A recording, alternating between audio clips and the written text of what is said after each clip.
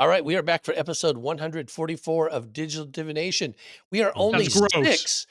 six from 150. And only 56 away from 200. Oh, we can start counting and like that. only 96 away from 250. Okay. And those are all the numbers that there are. That's it. No more numbers. I remember when we were like at 50 and I started like looking for 100 or something, and Ron was like, are you gonna count this down every single time? So I kind of wait till we get a little closer. Hey, speaking of numbers, do y'all want me to tell you what my weird latest obsession is right now? Yes. I have been focused. I've been like weirdly, I'm spending a lot of time, and I've been doing this on Joe Piscini's Twitch stream with him. Go to twitch.tv/Joe Adultman. We've been doing what's called Sudoku-vania. It is a Metroidvania Sudoku, right? What? So yes, right. It's so wild. It's this gigantic Sudoku grid.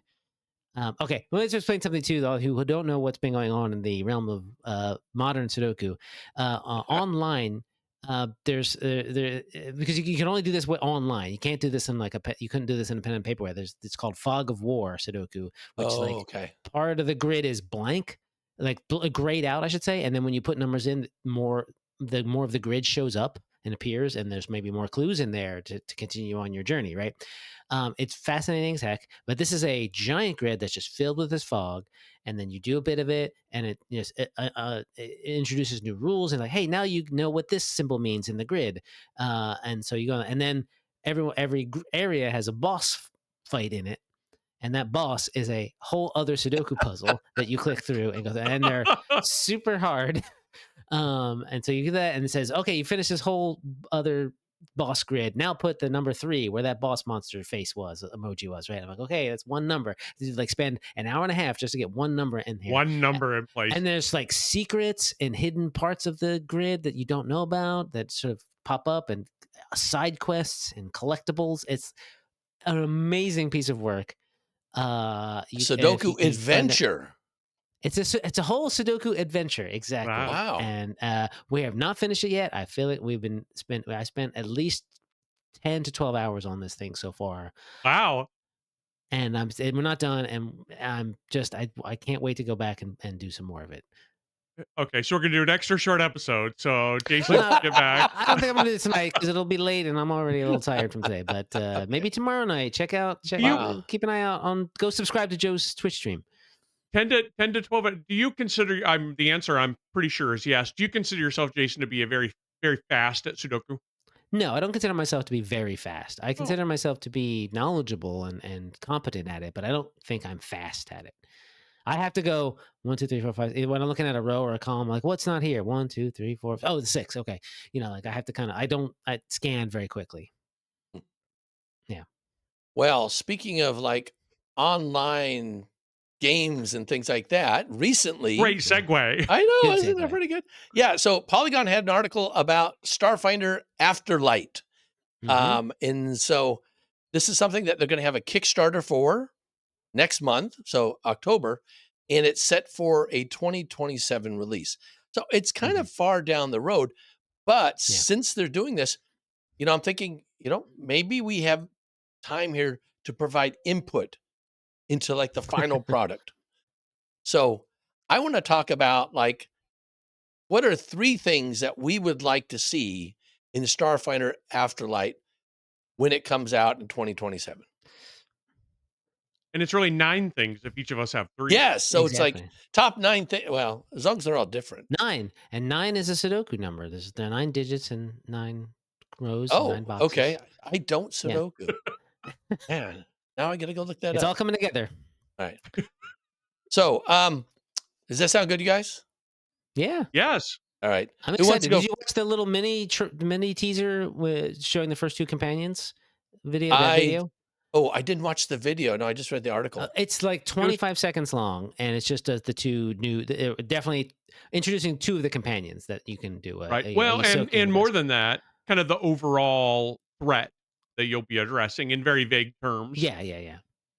All right. Well, now I got to go Go watch check it that out. too. All right. So Stop talk this video amongst now. yourselves. Yeah. Stop this recording now. But if you're listening, also stop and watch that 25-second video. Whoa. No. Wait. Don't What? we have to get to a certain viewer length for it to count as a watch? Wait at least Oh. that long. And then no, just pause this and then come back. Oh, okay. Yeah. Yeah. Okay. I don't know how YouTube works, so if that's good enough or not. I don't know either. Oh, well, so Jason, Mute this and leave it playing and watch that other 25-second video and then come back and then rewind 25 seconds here and then listen to us. Yeah. wait, That'll do it. okay. Open up. Okay. There we go. You're not telling me to do that. You're telling the No. audience. No. Okay, You go watch it after we're recording, John. I keep thinking, am I How supposed to How pause would it? John rewind us? Yeah, he's right, well- some kind of witch warper. So yes. So Jason, since you obviously have watched the videos, and so you're Yes. even more knowledgeable about it, do you want to get started? Fair. Sure. Why not? I'll do my three. Or are we doing one at a time? No, everybody do their three. It's a little bit easier. Okay, great. all So- three. John needs to put you on pause while he goes and Right. watches I'll the talk video. for at Don't least mind 25 me. seconds. Don't worry about it.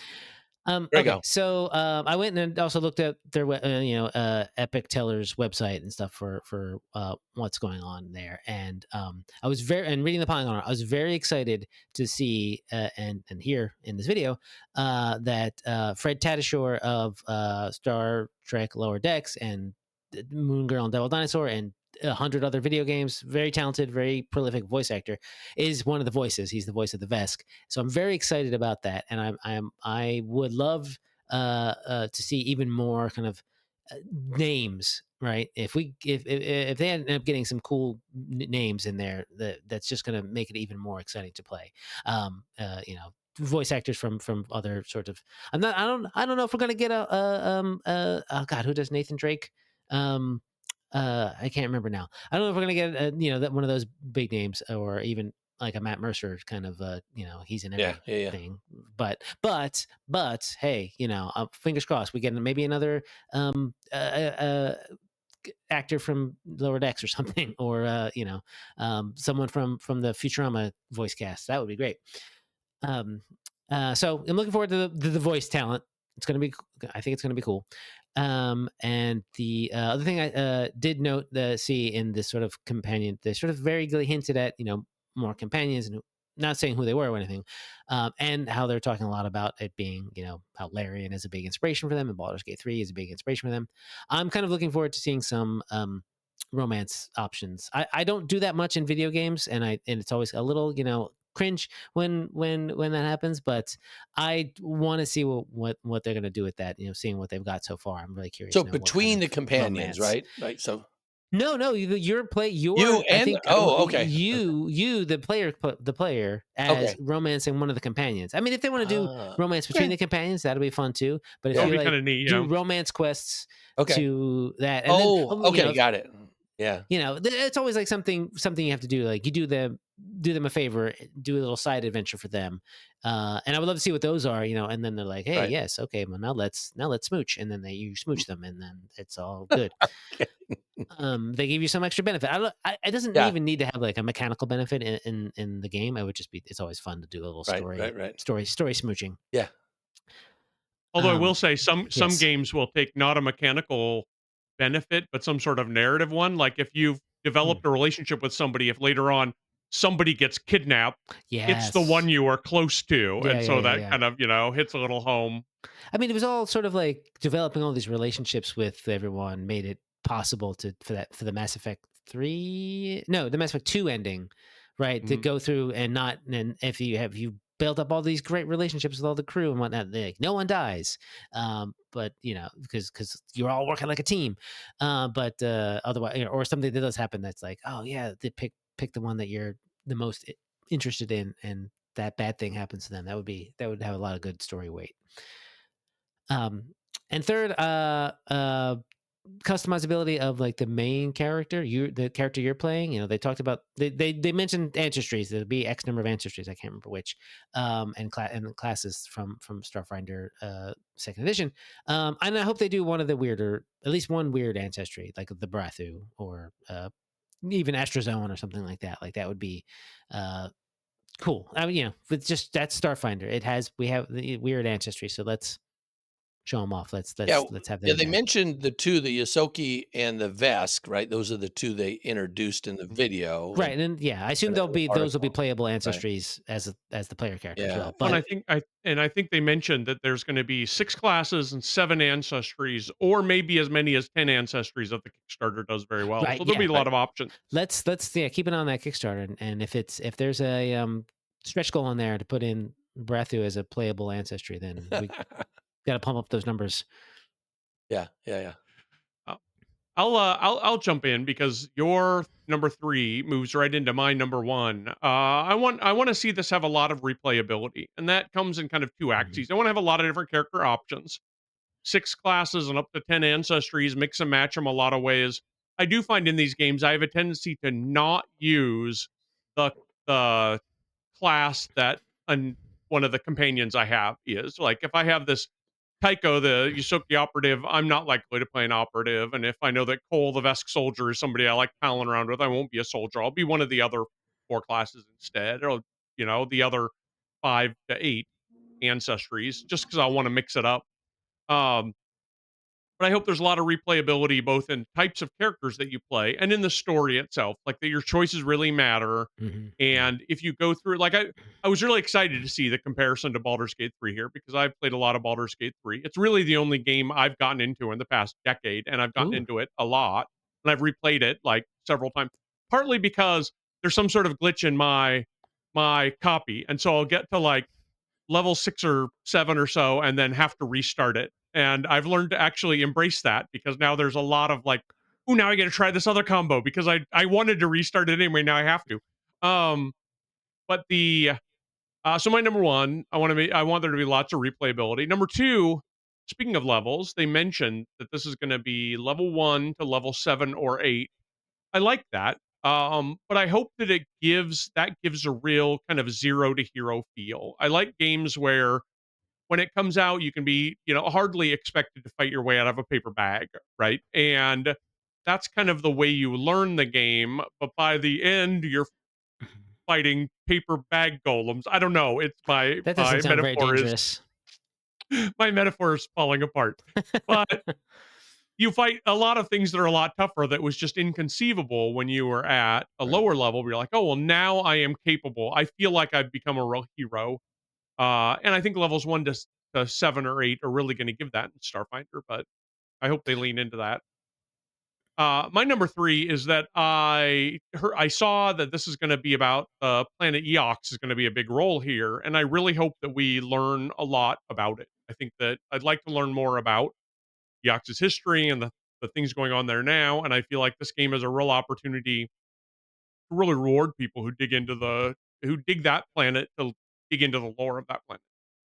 And Mhm. if they're doing EOX and then they get Zoe and they need a voice actor for Zoe, that's going to be a real juicy part for whoever gets that. Do they Yeah. do That that? Like, isn't Zoe's an Eoxian, but does Zoe live on Eox? I don't. I mean, he does at least one game show there, right? Like, Oh well, I guess Yeah. so. Yeah. he doesn't necessarily live there, but I don't know if Zoe Media is on EOX or I not. But I think like, he has his own station. Starship, yeah, he's got his own sort of like pleasure barge kind of Yeah, starship yeah, that he goes place to around. But do it, yeah, he does he's around. He's around. yeah. He gets Well, around.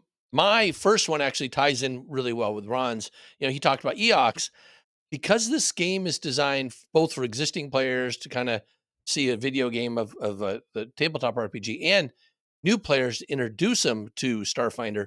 I hope they have a lot of lore that's covered in here, you know, stuff that will help a new player who wants to get into the game uh, as a tabletop game. They won't feel as intimidated because they don't know about all the planets or all the different ancestries or all the different organizations or all the major plot lines for who the Vesk is at war with now and things like Mhm. that. And that's something that's kind of fun that you can introduce via quests. All kinds of different storylines that are actually taking place in the game. And they did mention that as new books and supplements come out for the tabletop game, that's going to be downloadable content for for the video game. So that's kind of neat that you'll be able to learn it that way as well. So that's kind of my first one. Let me respond to Go that real ahead. quick. Oh, Baldur's okay. Gate 3 does this really effectively with books. I found like there's hundreds Hmm. and hundreds and hundreds of books, and each one will only give you like a couple pages of lore. But if you really want to find the lore, and you like come into like a library and you can click and you're like, oh, there's books to take off the shelf. Oh, I'm going to learn a lot. Or you can be like, no, you know what? I know all about the stuff that the god that this library is devoted to, so I'm just going to move on, right? So the lore becomes really opt in Mm. Baldur's Gate 3 in a way that I think lets you set how much lore you want to take in from the game. So that could be a good lesson for them to take from Baldur's Gate 3, I think. Just put it on the infosphere link. You get there, as soon as you get to a new place, you can download the info, get to the infosphere, connect into it, and be like, Right. "What's all the lore here?" And be like, "Lore, social media feed, social media feed." A new thing popping up on your data pad, right? Yeah. You're like, ooh, Oh, I've subscribed to Potrafex. Yes. yeah. So my number 2 thing is actually has to do with Starship combat. So in Starfinder Second Edition, we don't really have tactical Starship combat. We kind of have we don't really have narrative combat. It's kind of like cinematic Starship combat, which I think you could illustrate really well in this game, like kind of cinematic. But I also think that you could have different types of combat that players could opt into.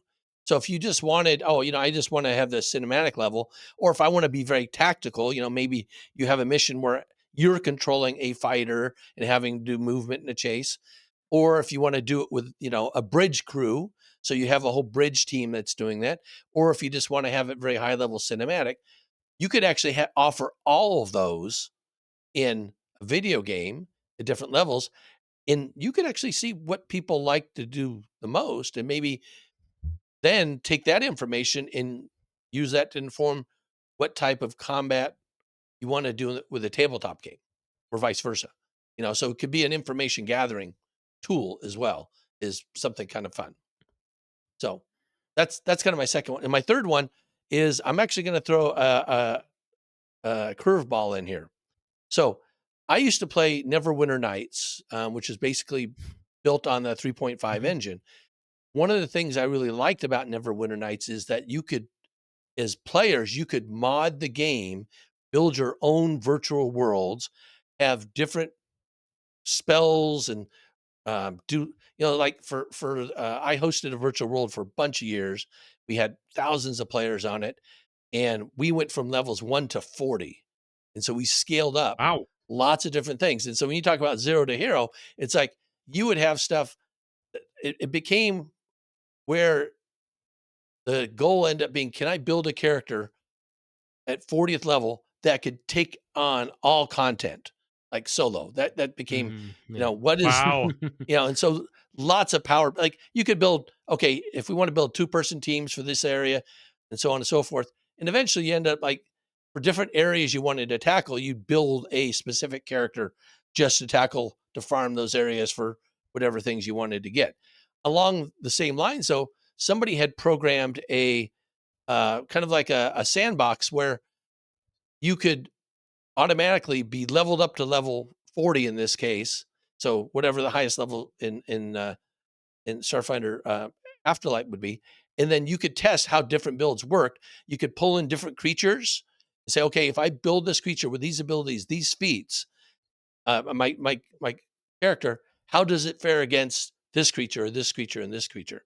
So now, I'm not saying that the programmers who are putting it together should put all that in, but if you enable them to mod it like we used to be able to do with Unreal Engine based games and things like that, I think that would be a lot of fun and really extend kind of push the boundaries of the game.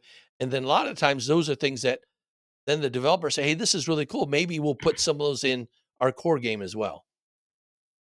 Yeah, I mean, yeah, modding tools would be amazing.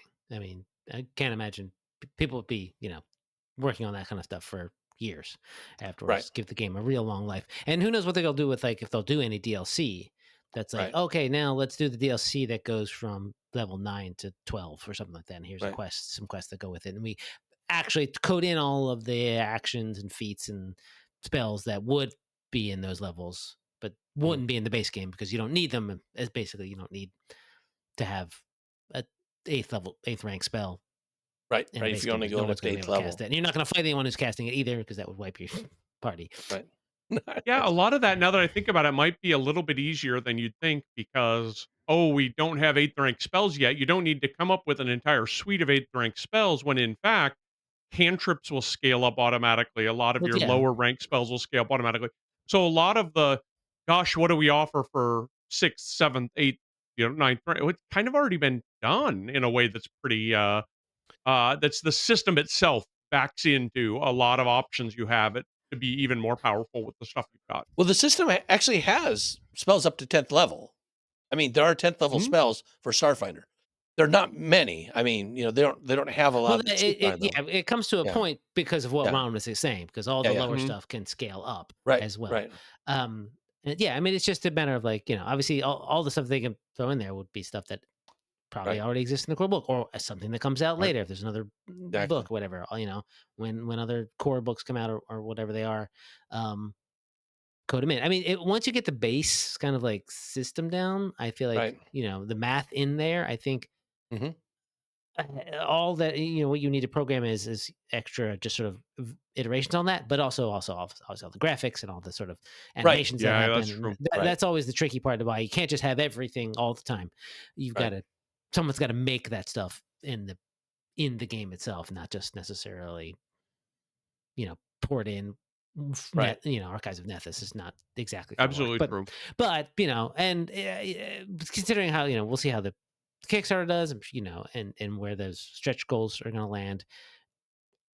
Even if that doesn't encompass that, putting out DLCs. I mean, Alcat did a bunch of DLCs for Wrath of the Righteous and Kingmaker and stuff, and it sells, right? That stuff sells because people want to play these Right. games and they end up playing them for a long time. Like you said, they get that in there and play them over again, replay them, try different builds and stuff.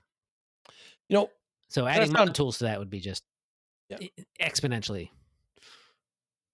So one of the things they mentioned is that Alcat wasn't making this because they're busy with both a Warhammer and Expanse Yeah, video game, which I yeah, didn't know they were working on an Expanse game. I'm really excited. I yeah. remember now seeing right the plugs for that.